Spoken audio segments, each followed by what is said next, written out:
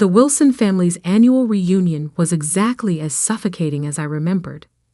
Crystal chandeliers sparkled overhead in my aunt's oversized mansion, reflecting off designer dresses and expensive watches. The air was thick with the peculiar mix of expensive perfume and superiority that seemed to follow my relatives everywhere they went. I stood in the corner, watching my cousins compete for attention with stories of their latest achievements. My simple black dress, carefully chosen to help me blend into the background, felt like armor against their judgment. "Olivia," my Aunt Patricia's voice cut through the chatter. "I almost didn't see you there. Still working as a secretary, dear."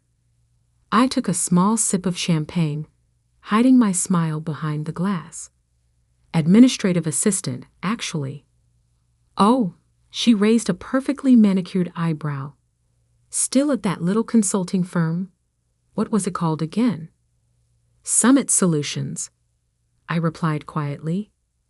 My cousin Ethan, fresh from making partner at his father's law firm, couldn't resist joining in. "Come on, Liv. I could get you a real job. Something with actual career potential." I thought about the stack of contracts waiting for my signature back at my office. My real office, not the carefully maintained cover I showed the world. "I'm happy where I am, thanks." "Happy?" Aunt Patricia's laugh could have cut glass. "Darling, you're wasting your potential. Your cousins are all executives, partners, real business people, and you're still pushing paper for someone else. If only they knew that someone else was me." The story of how I built my empire in secret started 10 years ago, in this very house. I was fresh out of business school, armed with an MBA and a revolutionary idea for restructuring failing companies. I'd spent months perfecting my pitch, convinced that my family's vast business connections would help launch my career. Instead, they laughed. "Consulting?" Uncle Robert had scoffed. "Leave that to the big firms, girl. Join the family business. Start in the mailroom. Work your way up like everyone else." Everyone else meant my male cousins, of course. The Wilson family's idea of success was strictly defined and strictly controlled. They'd built their fortune through a network of companies, each headed by a carefully chosen male heir. Women were expected to marry well or take subordinate positions, nothing more. That night, I made 2 decisions that would change everything. First, I would build my own company without their help or knowledge. Second, I would make them regret every dismissive word. Summit Solutions began in a tiny office above a Chinese restaurant. My savings covered the rent, barely. But I had something more valuable than money. I understood how companies worked, how they failed, and most importantly, how to fix them. My first client was a small manufacturing firm on the verge of bankruptcy. The owner had been turned down by every major consulting firm in the city. I spent 3 months restructuring their operations, streamlining processes, and negotiating with creditors. 6 months later, they were profitable again. Word spread quietly through business circles about the mysterious consulting firm that could save dying companies. I hired carefully, choosing people who shared my vision and my discretion. Every employee signed ironclad NDAs. My name never appeared on any public documents. I was simply the CEO. As Summit Solutions grew, I maintained my cover as a low-level employee. I kept the tiny office above the restaurant, even as we expanded into a sleek downtown headquarters. When family members asked about my job, I described mundane administrative tasks, watching their eyes glaze over with disinterest. The deception wasn't just about pride, it was strategy. The Wilson family's business empire was built on acquiring struggling companies at rock-bottom prices. My firm's specialty was saving those same companies before they became vulnerable to hostile takeovers. We worked in the shadows, quietly thwarting my family's predatory practices while building our own success. Now, 10 years later, Summit Solutions was one of the most influential consulting firms in the industry. We had offices in 12 cities, a client list that included Fortune 500 companies, and a reputation for turning failing businesses into success stories. And not one of my smirking relatives had any idea. More champagne, dear. Aunt Patricia's voice yanked me back to the present. Though perhaps you should stick to water. I imagine your salary doesn't leave much room for expensive tastes. I accepted the champagne with a practiced smile. Thank you, Aunt Patricia. How's Uncle Robert's new acquisition going? Williams Manufacturing, wasn't it? Her smile faltered slightly. There have been some complications. Nothing Robert can't handle, of course. What she didn't know was that those complications were my doing. Williams Manufacturing had been a target of my uncle's hostile takeover attempt. They'd reached out to Summit Solutions 3 months ago, desperate for help. Now they were implementing our restructuring plan, their stock price was rising, and Uncle Robert's attempt to seize control was falling apart. I heard they hired some consulting firm, my cousin Ethan added. Probably throwing good money after bad. Those consultants are all the same. Big promises, no results. I hid another smile. Summit Solutions' fee for saving Williams Manufacturing was more than Ethan would make in 5 years at his father's firm. Oh, which firm? Summit something, he waved dismissively. Nobody important. Dad says their CEO won't even show their face. Probably some trust fund kid playing at business. My phone buzzed in my clutch. A message from my actual assistant. Emergency meeting tomorrow, 9 a.m. Wilson Ventures representatives requesting merger discussion Williams Manufacturing. Urgent response needed. I scanned the message twice. Realization dawning. They were finally admitting defeat with Williams Manufacturing. After failing to acquire the company, they were now seeking a merger, which would require approval from Williams' consulting firm. My firm. Tomorrow morning, my family would walk into a meeting expecting to strong-arm their way into a merger. Instead, they would find themselves facing the secretary they dismissed for the past decade. Except I wouldn't be bringing coffee. I would be sitting at the head of the table. Everything all right, dear? Aunt Patricia asked, noticing my expression. I finished my champagne and gave her my brightest smile. Perfect, actually. I should head home. Early meeting tomorrow. Oh? Taking notes for someone important? Something like that. I replied, already planning what I would wear. Something exactly like that. The next morning, I stood in my private elevator, ascending to Summit Solutions' executive floor. Gone was the simple black dress from last night's reunion. Today, I wore a tailored channel suit in deep navy, a power color for a power move. My assistant, Maya, waited at the elevator doors with a tablet and knowing smile. The Wilson Ventures team arrived early, she reported as we walked. Your uncle seems particularly anxious to meet Summit's CEO. I'm sure he is. I checked my reflection in a glass wall. Perfect. Are they in the main conference room? Yes, along with Mr. Harrison from Williams Manufacturing. Maya's eyes sparkled with anticipation.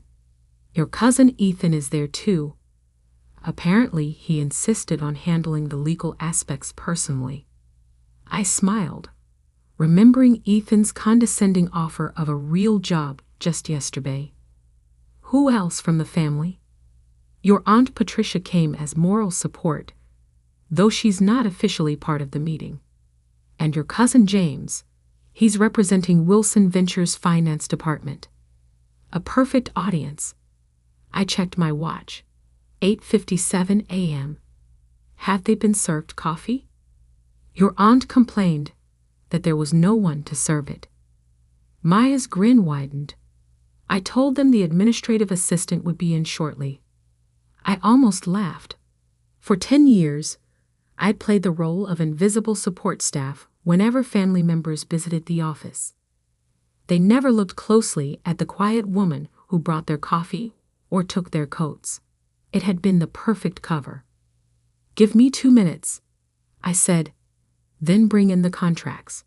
I could hear voices through the conference room's heavy doors. My uncle's authoritative tone, Aunt Patricia's sharp laugh, Ethan's smug commentary. Taking a deep breath, I pushed the doors open.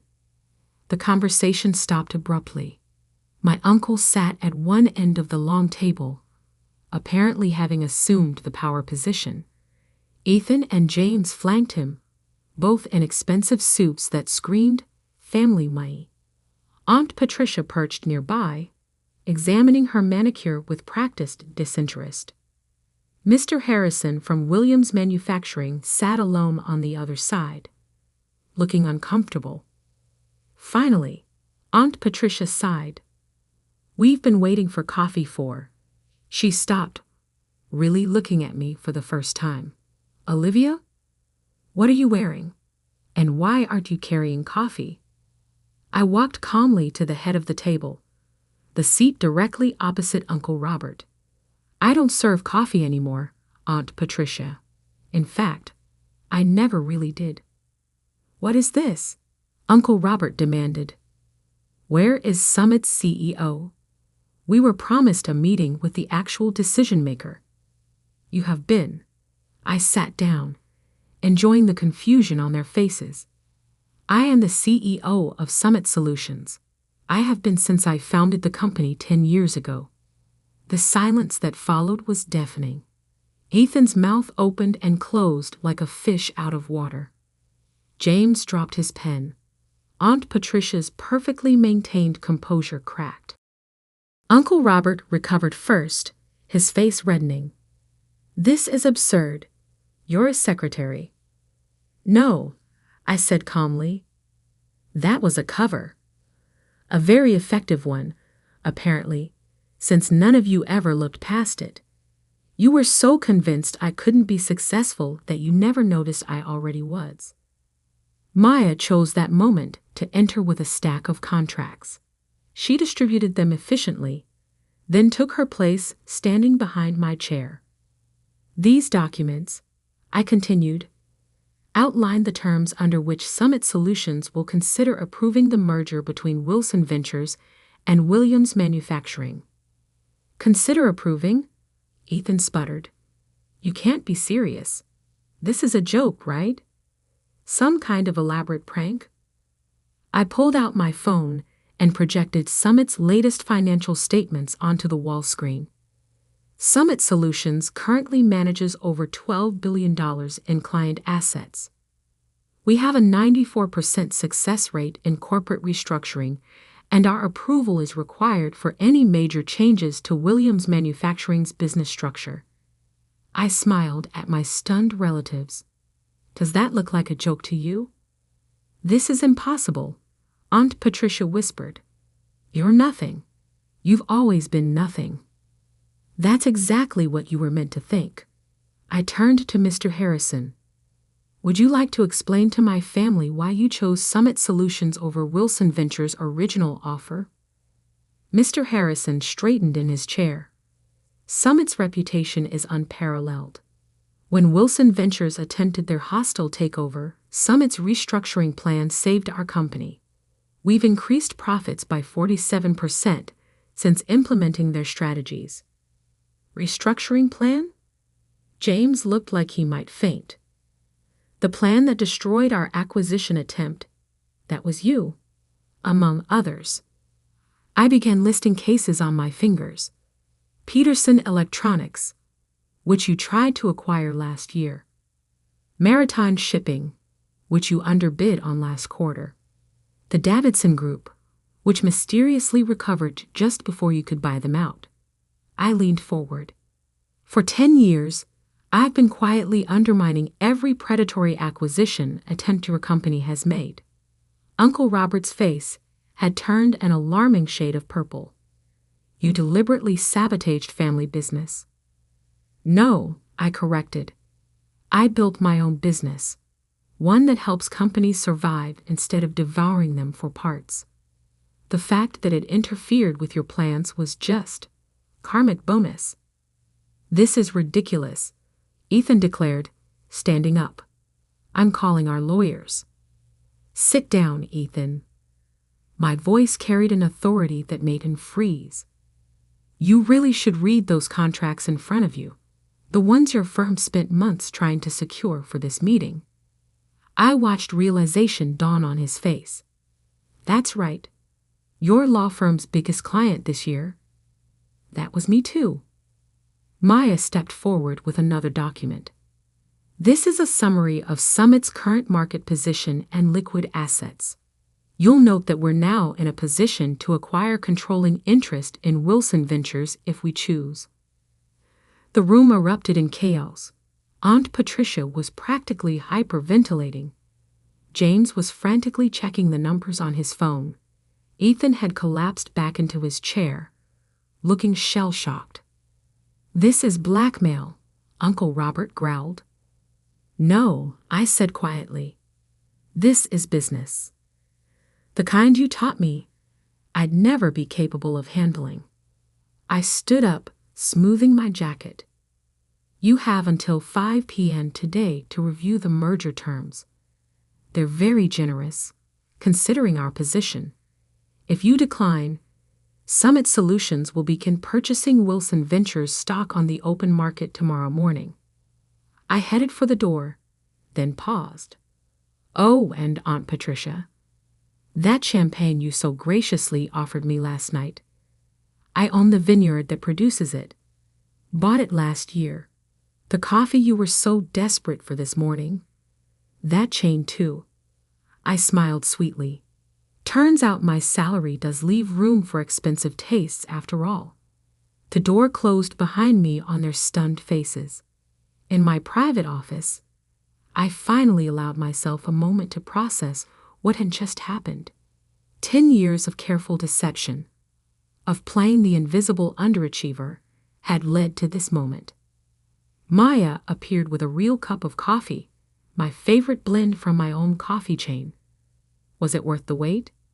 I thought about all the times I'd served coffee in this very office, watching my family dismiss me, underestimate me, write me off as nothing more than a secretary. Every single second. My phone buzzed. Messages already pouring in from family members who must have heard about the meeting. I silenced it without looking. They'd have plenty of time to process their new reality. Right now, I had an empire to run. And for the first time in 10 years, I could finally do it without hiding who I really was. The next 48 hours were exactly what you'd expect when a family built on power and appearances suddenly discovers they're not at the top of the food chain anymore. The messages started pouring in almost immediately after the meeting. Aunt Patricia, darling, let's discuss this over lunch. You always were my favorite niece. Ethan, come on, Liv. We were just joking around. Family should stick together. James, you can't do this to us. We're blood. I ignored them all, focusing instead on the rapid-fire emails from Wilson Ventures board members. They weren't stupid. They could see which way the wind was blowing. By noon, they had scheduled an emergency board meeting. By 3, they had voted to accept Summit's merger terms. Uncle Robert, predictably, didn't go quietly. You've betrayed this family. His voice echoed through my office as he barged in unannounced. Maya moved to intervene, but I waved her off. Let him have his moment. Actually, I said, not looking up from my computer, I'd say I learned from this family. Isn't this exactly what you taught us? Seize power, eliminate competition, Never show weakness. We gave you everything. That made me laugh. You gave me nothing. Less than nothing. You taught me that I would never be good enough. That my only value was in supporting the men in the family. So I'd built something better. By deceiving everyone for a decade, I finally looked up at him. By letting you deceive yourselves, you saw exactly what you expected to see. A quiet, unambitious woman who knew her place. That was your mistake, not mine. The fight seemed to drain out of him suddenly. He sank into one of my visitor chairs, looking older than I had ever seen him. Why reveal yourself now? You could have continued operating in secret. Because it was time. I closed my laptop. Williams Manufacturing isn't the only company you're trying to acquire. There's Thompson Electronics, Maritime Solutions, at least 3 others. Companies with good people, solid products, that just need help restructuring. I'm tired of watching you destroy them. It's business, he protested weakly. No, it's greed, and it stops now. I handed him a folder. These are the final merger terms. Summit Solutions will acquire a controlling interest in Wilson Ventures. We'll restructure the company to focus on building businesses up, not tearing them down. You can stay on as a consultant if you accept the new direction. If not, your golden parachute is outlined on page 3. He opened the folder with trembling hands. You thought of everything. I learned from the best. I smiled without warmth, though not in the way you intended. After he left, Maya brought in a stack of newspapers. Summit's revelation was already making headlines. Secret CEO revealed how one woman built a billion-dollar empire in secret. Wilson family shocked. The hidden success story they never saw coming. My phone buzzed again, this time with a message that actually mattered. My mother, who had divorced Uncle Robert's brother years ago and distanced herself from the Wilson family's toxicity, had sent a single line. I always knew you would show them. The next few weeks were a whirlwind of changes. Wilson Ventures board enthusiastically embraced Summit's new direction. Their stock price jumped 40% on the announcement of the merger. Companies that had feared the Wilson name now sought partnerships. The press couldn't get enough of the story. Aunt Patricia tried to spin it as a heartwarming family success story. We always knew Olivia had potential, she told one reporter. This just proves that the Wilson spirit of entrepreneurship runs in the blood. I responded by releasing archived video of last year's family reunion, where she had spent 20 minutes explaining to everyone why I would never amount to anything. The footage went viral. She stopped giving interviews after that. Ethan attempted damage control in his own way, claiming he had been in on it all along. Unfortunately for him, too many people had witnessed his shocked face in that conference room. His law firm's other clients began questioning his judgment. Within a month, he was quietly asked to take a leave of absence. James adapted the fastest, approaching me with a business proposal just 2 weeks after the revelation. We could dominate the market together, he suggested over an awkward lunch. The Wilson Summit Alliance would be unstoppable. That's not what Summit Solutions is about, I told him.